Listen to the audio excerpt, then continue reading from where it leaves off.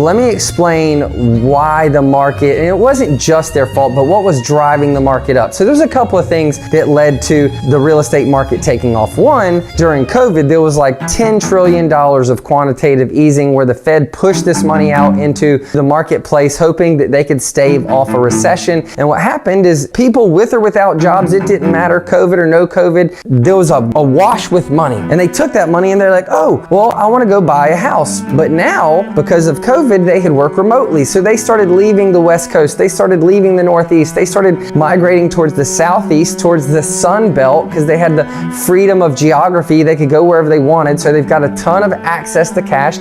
Interest rates were really, really low, like under 3%. So money was cheap, access to cash, the ability to work remotely. And so people began to flock to Dallas and Houston and Phoenix and Atlanta and Charlotte and Florida, Tennessee, everywhere.